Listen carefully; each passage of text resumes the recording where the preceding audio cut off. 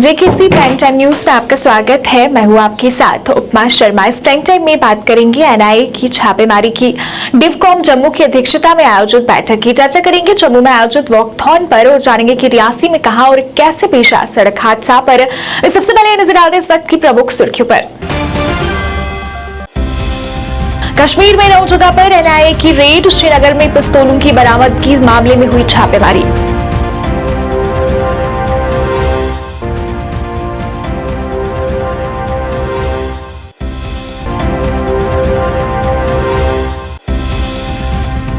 डिवकॉम जम्मू की अध्यक्षता में बैठक का आयोजन। कई मुद्दों पर हुई बात।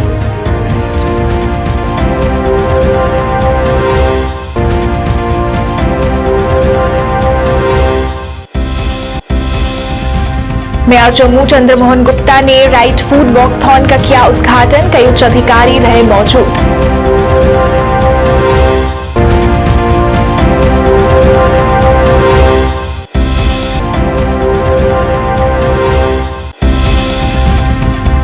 रियासी में मिनी बस सड़क हादसे का शिकार, 13 यात्री घायल।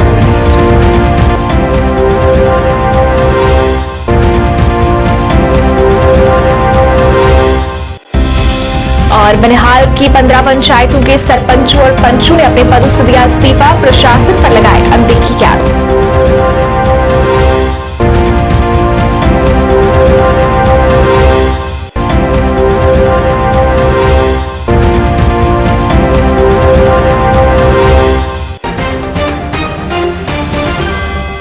अब समाचार विस्तार से। राष्ट्रीय जांच एजेंसी यानी कि एनआईए की विभिन्न टीमों ने आज कश्मीर में 9 जगहों पर छापेमारी की है। बताया जा रहा है कि जिला श्रीनगर में 4 और पुलवामा में 5 अलग अलग जगहों पर एजेंसी की कार्रवाई हुई। सूत्रों के अनुसार ये छापेमारी मई महीने में मिली 15 पिस्तौलों के मामलों में की जा रही है। फिलहाल एजेंसी के अधिकारियों की तरफ से इस मामले में कोई बयान जारी नहीं किया गया है। इससे पहले मंगलवार को नार्को टेरर फंडिंग मामले में राज्य जांच एजेंसी एसआईए ने उत्तरी कश्मीर के बारामूला जिले में कई स्थानों पर दबिश दी। इस दौरान सीमा पार से नशा तस्करी और इस खेप की बिक्री से मिले पैसों से टेरर मॉड्यूल, अलगावादी और ग्राउंड वर्कर तथा मारे गए दहशतगर्दों के परिवारों को मदद के सबूत हाथ लगे हैं। छापे में जांच एजेंसी को डिजिटल सबूत के अलावा आपत्तिजनक दस्तावेज भी मिले हैं। इस दौरान कुछ लोगों को गिरफ्तार किया गया है और अन्य जांच एजेंसी की रडार पर हैं।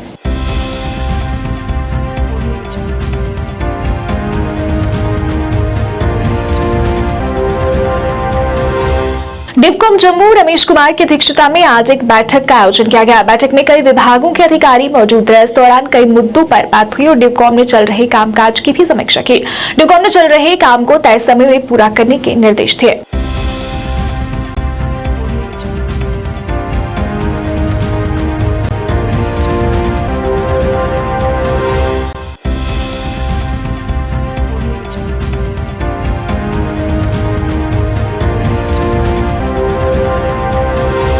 मेयर जम्मू चंद्रमोहन गुप्ता ने राइट फूड वॉकथॉन का उद्घाटन किया और उसे झंडी दिखाकर रवाना किया। इस दौरान उनके साथ deputy mayor Purnima Sharma, health and sanitation विभाग के चेयरमैन राजकुमार तरखान सहित अन्य उच्च अधिकारी भी मौजूद थे।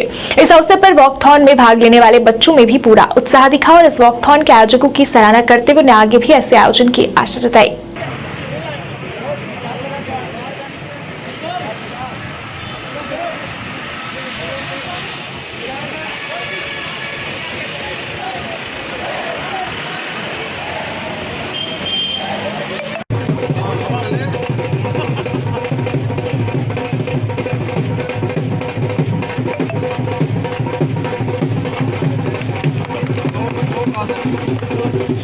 Honourable mayor Jammu municipal corporation Shri Chandramohan Gupta जी,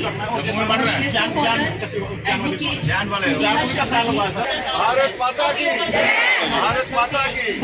इसका ये बड़ा रहता है कि हमारे पास वक्त नहीं। देख रहे हैं आज की इस कार्यक्रम का शुभारंभ दीप प्रज्वलन से किया जा रहा है। अरे ये जो दीपक होता है ना, प्रतीक होता है रोशनी का, सफलता का। देखिए, आप मेरी बात पर विश्वास करें या ना करें, जैसे हम घर से बाहर निकलते हैं ना, जिसकी एडमिनिस्ट्रेशन जम्मू एंड कश्मीर की तरफ से आज का ये प्रोग्राम यहाँ पर मुनक्किद करवाया जा रहा है और हमें अच्छा खाना है, है, स्मार्ट दिखना है, योगा करना है, फिट रहना है। और ऐसा नहीं, लेडीज कहती है हमें वक्त नहीं मिलता योगा करने का। अरे कब करें योगा। रियासी से डेरा बाबा की तरफ जा रही मिनी बस तुला पार्क के पास दुर्घटनाग्रस्त हो गई, जिसमें 13 से ज्यादा लोग घायल हो गए। घायलों को उपचार के लिए जिला अस्पताल रियासी ले जाया गया, जिसके बाद लोगों ने रेस्क्यू किया और घायलों को उपचार के लिए अस्पताल तक पहुंचाया, जहां उनका इलाज जारी है। इनमें से कुछ की हालत को गंभीर देखते हुए जीएमसी स्थानांतरित किया गया है।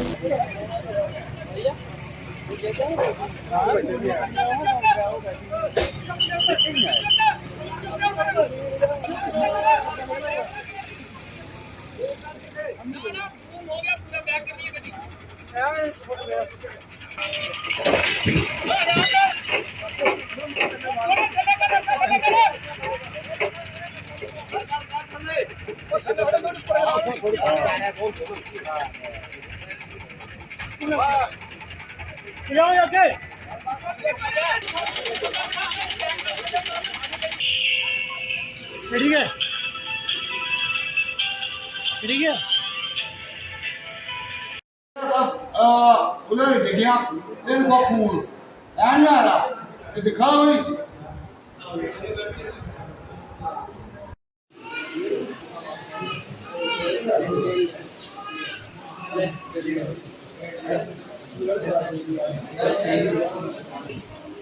परसों भी गले आ जा।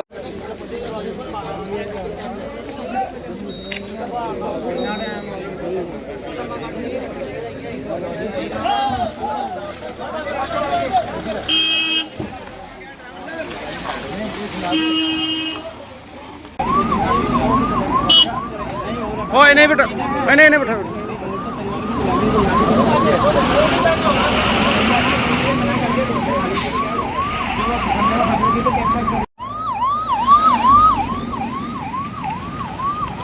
तो कहीं बैठे इधर, क्या करने बैठे इधर? वहाँ से घुमा के ले जा। इन्हें कोई शर्म नहीं है, उन्हें मैं एम्बुलेंस को इंतजाम सरकार नंबर नहीं है कोई भी। ये जो आवा अंदर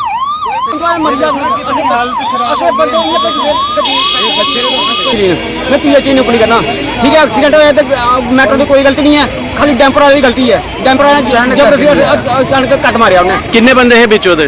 उधर 20-25 बंदे है, तो सारे ही लगी। कोई बंदा वो ऐसा चीज नहीं लगी, वो सारे लगी। एम्बुलेंस कोई नहीं, पौना घंटा हुई एम्बुलेंस कोई नहीं आया।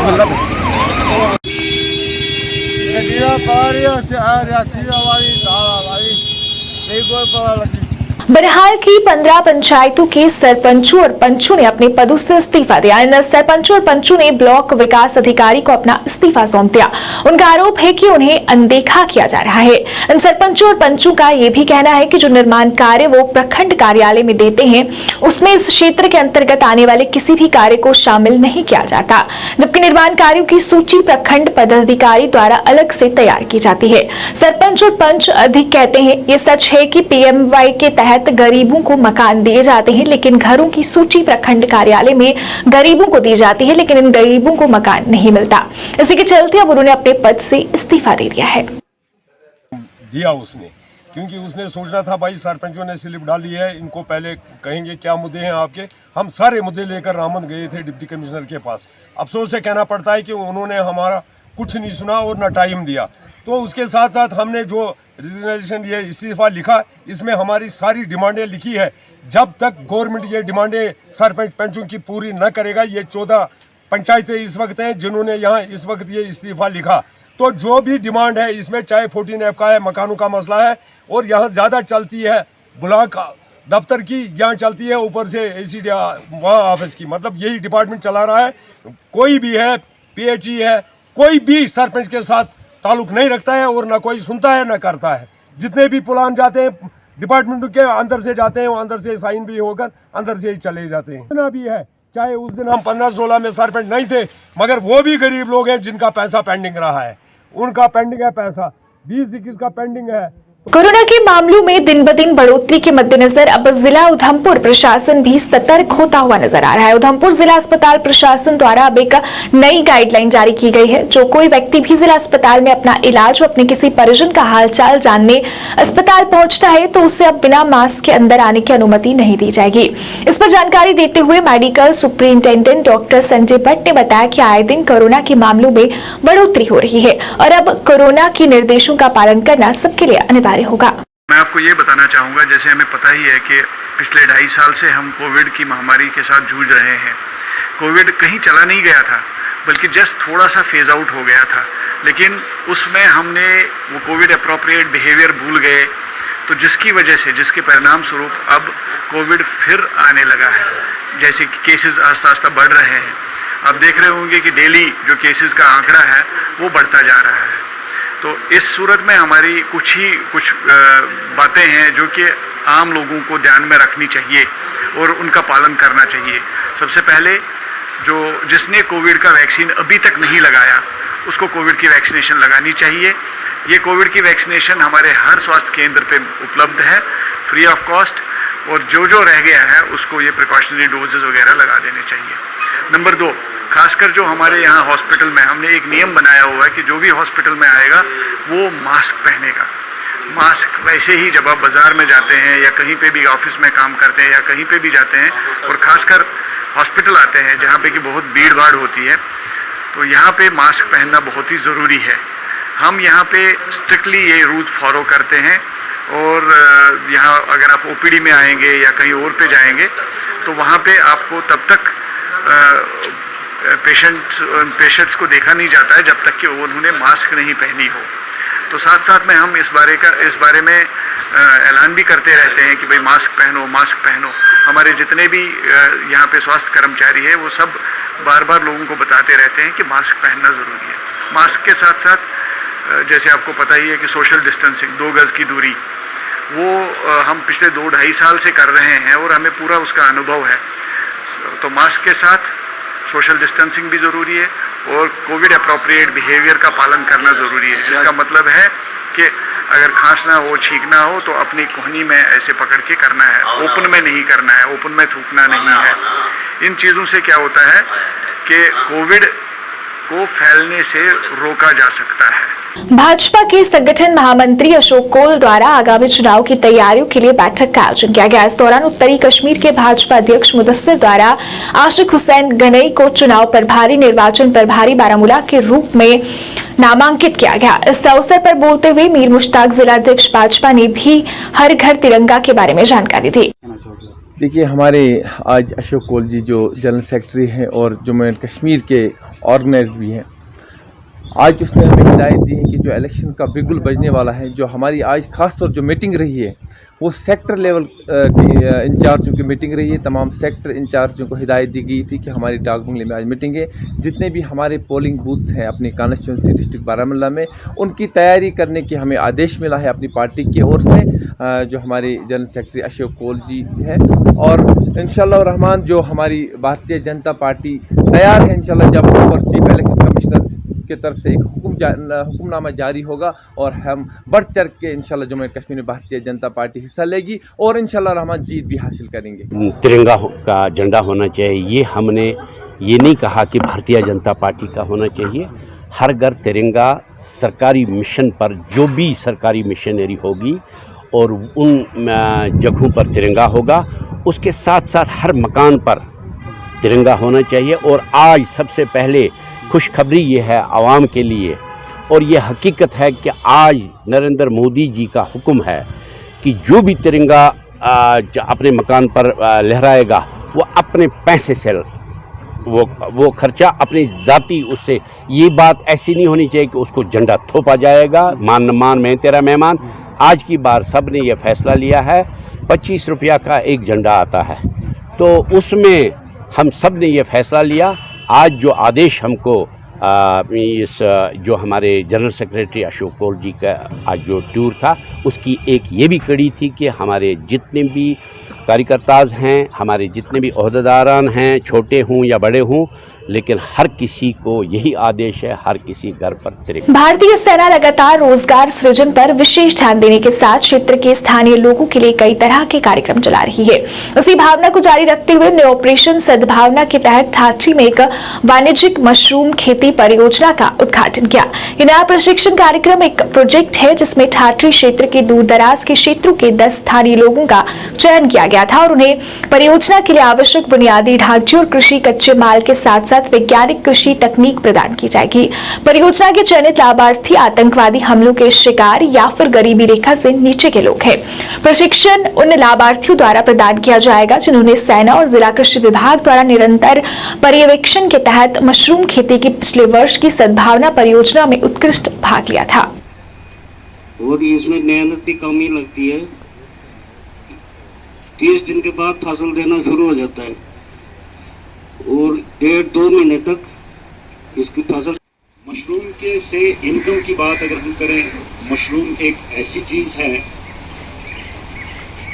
जैसे मेरे शमी सर ने अभी कहा कि अगर हेल्थ बेनिफिट्स देखा जाए, विटामिन्स देखा जाए, खास करके हार्ट पेशेंट और डायबिटीज। आर्मी की तरफ से यहाँ झांसी में प्रोग्राम रखा था मशरूम कल्टीवेशन, सबसे अच्छा प्रोग्राम था ताकि लोगों के अंदर अवेयरनेस आ जाए कि कैसे इसको कल्टीवेट, कैसे इसको तैयार किया जाए। इंडियन आर्मी की तरफ से हमें यानी कि पूरी अवेयरनेस मिली और साथ साथ में मशरूम के कुछ मटेरियल तैयार करने के लिए जो मटेरियल लगता है वो हमें मिल गया।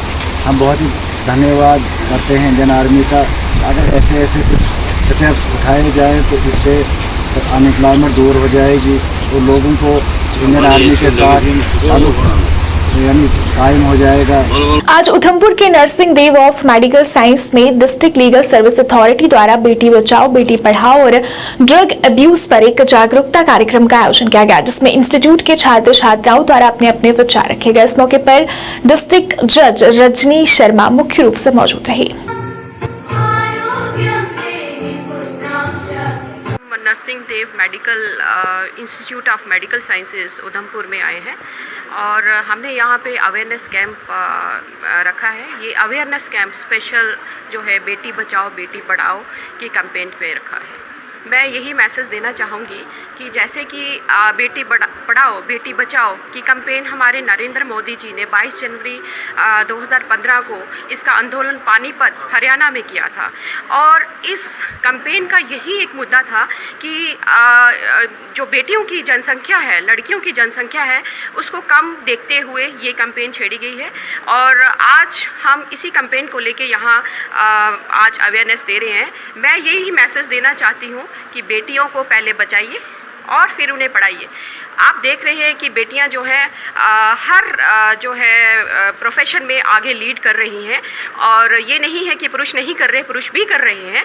तो बराबर जो है हमें बेटी और बेटे को बराबर देखना चाहिए। बेटियों को पढ़ाइए, बेटियों को बचाइए। एसडीएम बाडर ऋषि शर्मा के नेतृत्व में स्वच्छता ही सेवा के लिए श्रमदान के रूप में परिकल्पित एक जनस्तरीय पहल को पाडर के विभागों की विभिन्न टीमों के ऊर्जावान प्रतिभागियों द्वारा सफल बनाया गया। इस मौके पर विभिन्न टीमों ने अलग अलग क्षेत्र की साफ सफाई की।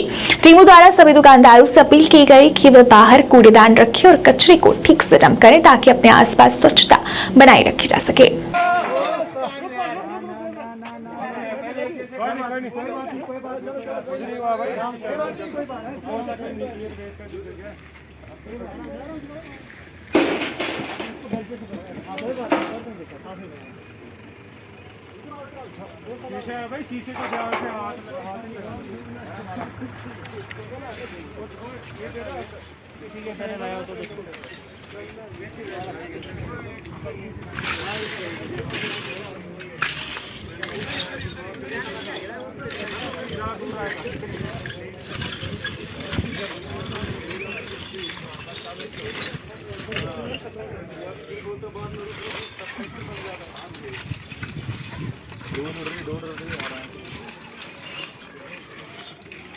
अपनी लंबित मांगों को लेकर आज employees of flood and irrigation division Sopore ने बीजेपी के वरिष्ठ नेता सुरिंदर अंबरदार से मुलाकात की। उन्होंने अपनी समस्याओं को सुरिंदर अंबरदार के सामने रखा, जिस पर उन्होंने उनकी समस्याओं को गौर से सुना और उन्हें जल्द हल करने का आश्वासन दिया।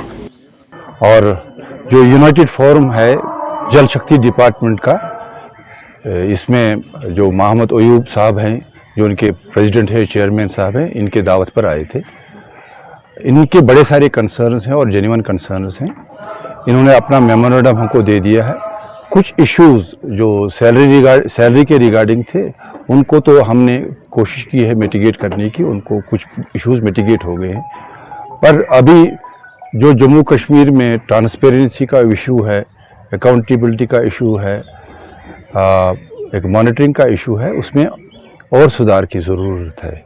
जो इनिशिएटिव सरकार ने लिए हैं, जो एलजी साहब ने लिए हैं, वो इनिशिएटिव अभी ग्राउंड में वैसे इम्प्लीमेंट नहीं हो रहे हैं जैसे होनी चाहिए, और इस वजह से जो छोटे मुलाजिम हैं, जो कैजुअल लेबर्स हैं, डेली वेजर्स हैं, जो टाइम नीड बेस्ड वेजर है, एक मैकेनिज़्म डेवलप नहीं हुआ है।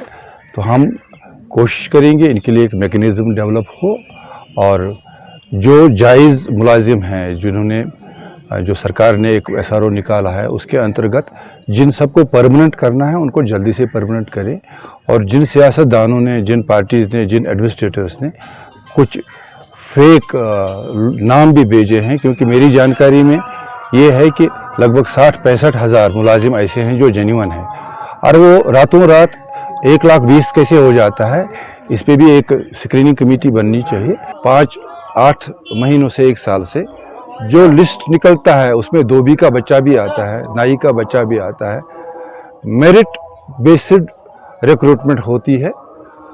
हम यहाँ ये अवेयरनेस कर रहे हैं कि एक तरफ से एक बहन एक बड़े लीडर को गले लगाती है और दूसरी तरफ से एक दूसरी बहन कोर्ट में उसके खिलाफ बयान देती है।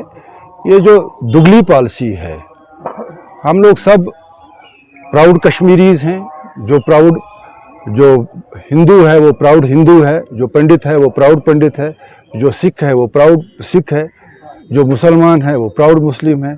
हम लोग प्राउड कश्मीरीज हैं, प्राउड मुस्लिम्स हैं, प्राउड इंडियंस हैं, फिर दुगरापन क्यों? आइए अब चलते नजर आते हैं आज के मौसम और तापमान पर।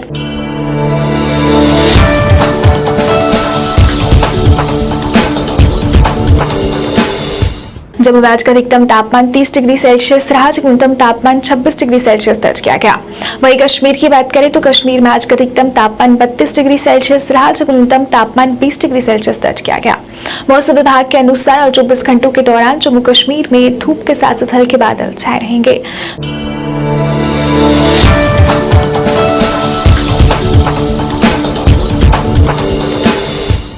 जेकेसी प्राइम टाइम न्यूज के आज के इस अंक में फिलहाल इतना ही। इसी के साथ मुझे और मेरी पूरी टीम को दीजिए इजाजत और आप देखते रहिए जेकेसी न्यूज। नमस्कार।